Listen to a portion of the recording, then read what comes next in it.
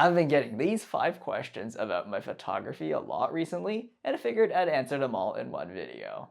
What camera should I buy? This is what I like to call the wrong question.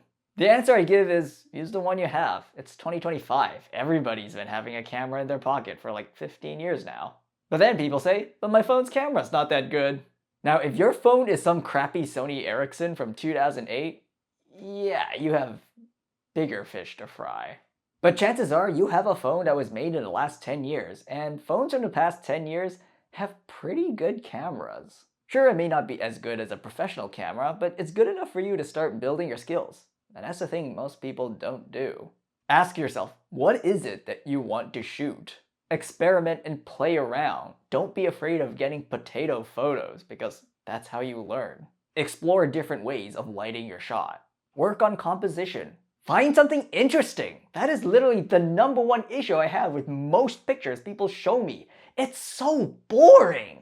Now, I'm not saying that professional grade equipment is completely useless. I mean, I use it myself. But like, the key to being a better photographer is not to buy better equipment. And if you are just starting out, use your phone. Get started. And anyways, cameras come in many different shapes and sizes, and also prices, so I can't give a blanket answer to this question. Anyways, next question. How many photos do you take per shoot?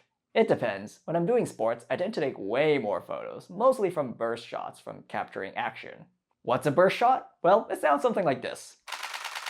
I don't always shoot like that. I only do it when it's required, like for sports or action. The duration of the event also matters. I tend to take more pictures from full-day events than, say, an hour-long event. Unless that hour-long event was incredibly productive. It's really hard to answer this question. I'd say on average, maybe about 1,000 photos per event. That number can easily double or triple in size, but again, that really depends on the event. How do you use Lightroom's organizational tools? I promised a video on this someday. The long and short is that I use star ratings to grade each photo based on how good I think it is overall. And as part of the culling process, I aim to give every photo I take for an event a star rating. Basically, rating a photo means I've seen it and reviewed it and marked it. I use color labels to mark which stage of editing I'm at, with red being needs to edit, yellow being just started, green meaning mostly there, blue meaning ready for publish, and purple meaning published. I don't really use flags except to mark photos as rejected. I used to use the pick flag, but I just accumulated a whole bunch of picks that I never looked at again.